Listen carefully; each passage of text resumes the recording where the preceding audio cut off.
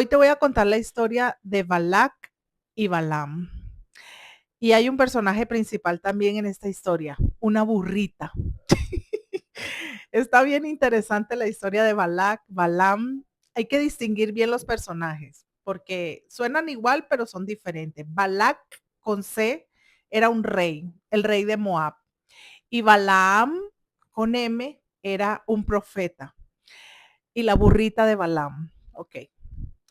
Resulta que esta historia se remonta en la época en que el pueblo de Israel iba rumbo a la tierra prometida.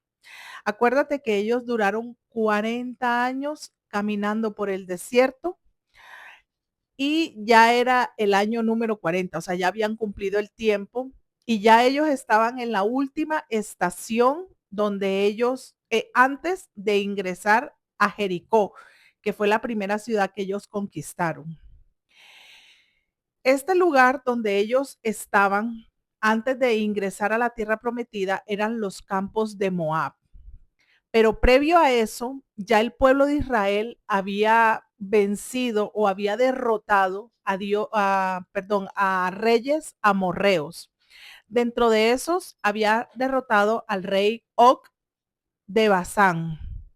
También había derrotado al rey Seón. O sea, son reyes paganos aledaños a la zona donde ellos iban a entrar y ya Dios le había dado la victoria, porque es que ellos no solamente peregrinaron hacia la tierra prometida durante 40 años. En ese periodo de tiempo ellos también tuvieron guerras contra Malek, contra los amorreos y una serie de pueblos que se le pararon enfrente y dijeron, tú de aquí no pasas. Y no les daban paso para que ellos siguieran.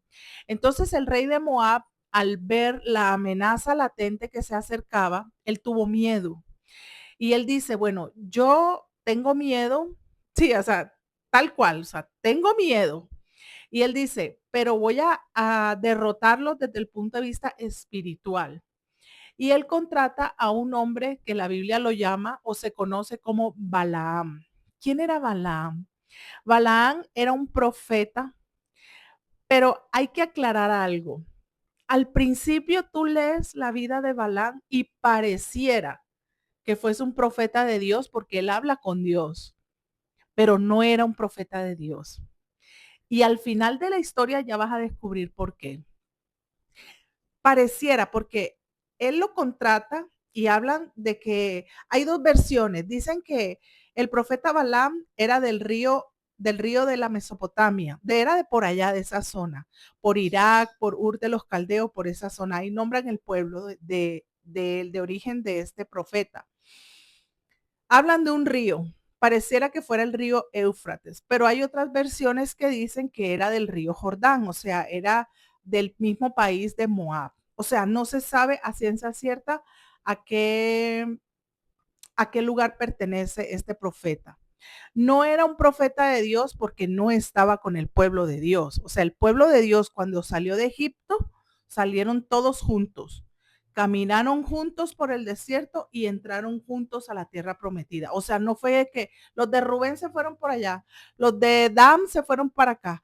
No, no, no. Ellos peregrinaron juntos, salieron juntos y entraron juntos. O sea que eso me indica que este profeta no era un profeta del pueblo de Dios. Parece, pero no, no, nada que ver. Entonces, este profeta es contratado por este rey Balac con C, por el rey de Moab, lo contrata y le dice, mira, yo necesito que tú me maldigas a este pueblo, porque si tú me lo maldices, yo lo puedo destruir fácilmente y lo echo de mi tierra, porque acuérdate que ellos estaban en los campos de Moab. Ya era la última estación antes de entrar a la tierra prometida. Entonces, ¿qué hace este rey? Él dice, bueno, yo voy a mandar a los ancianos de Moab, pero también se va a unir con los ancianos de Madián y van y visitan al profeta.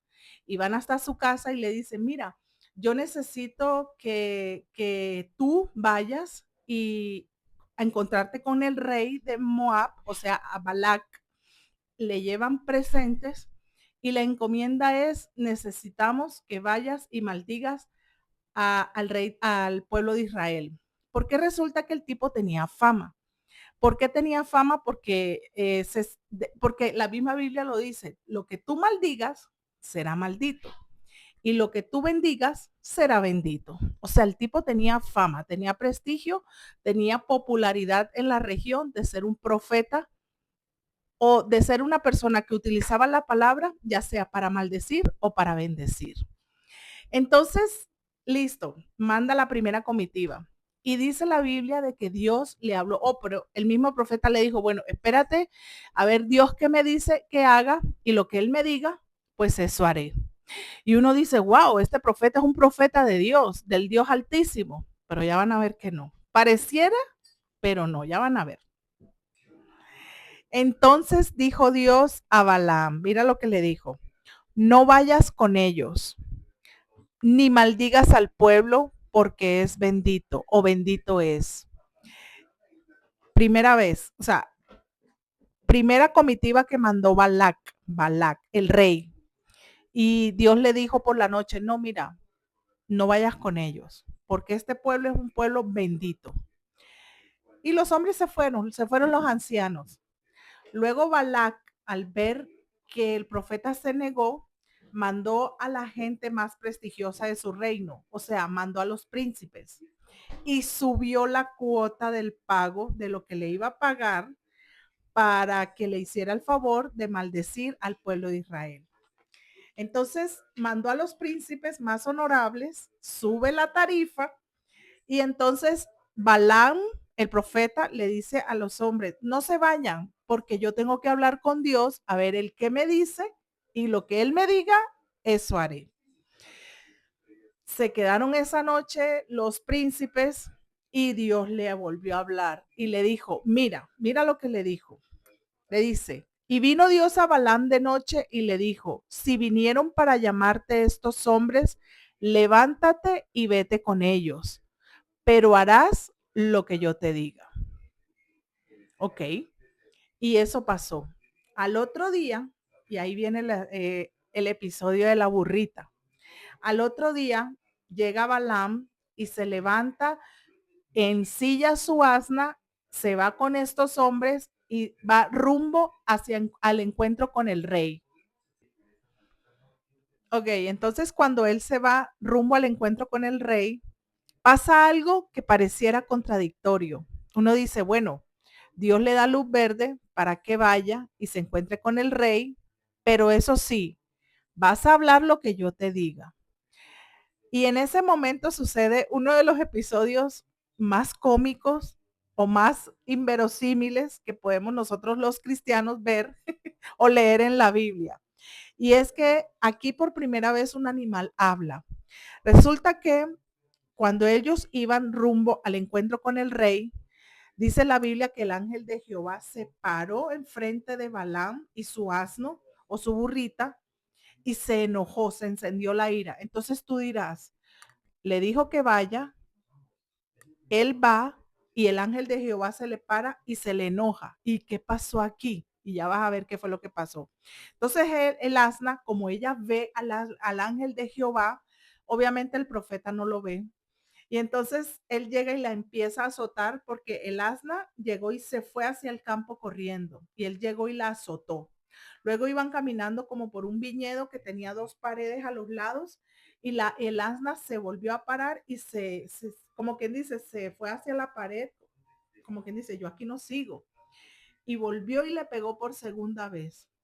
Luego llegó y el asna, bueno, siguieron caminando y el asna llegó y se le sentó y volvió y le pegó. Y entonces ahí es donde el asna le habla y le dice, ¿por qué me pegas?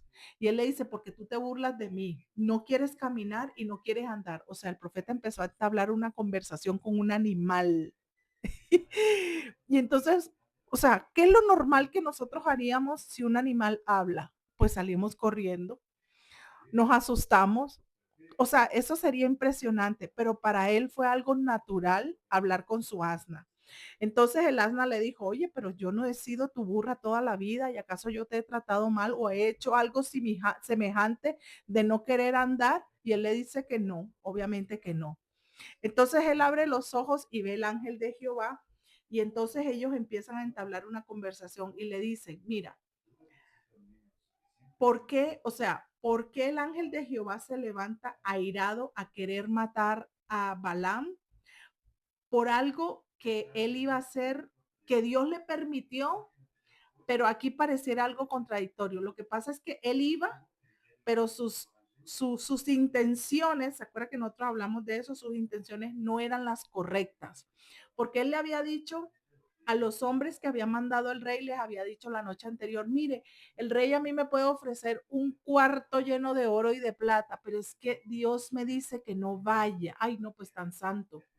Pero en realidad, como Dios le dio luz verde, él dijo, no, pues aquí fue. Yo me voy a ganar un dinero y voy a maldecir a un pueblo porque sus intenciones fue lo que lo condenaron o fue lo que levantó en ira al ángel de Jehová. O sea, Dios le dice, ve, y él va, pero Dios se enoja y manda a su ángel. Y el ángel le dijo, si tú hubieras cruzado, yo te hubiera matado y hubiera dejado viva al asna, pero tu asna te salvó. Y el punto y el meollo del asunto de ese encuentro con ese ángel y que el asna hablara, el meollo del asunto fueron las intenciones del profeta. A pesar de que Dios le dio luz verde, sus intenciones fueron lo que lo condenaron, porque él iba motivado por la codicia, porque acuérdate que le ofrecieron una tarifa muy alta por la encomienda de ir a maldecir al pueblo de Israel.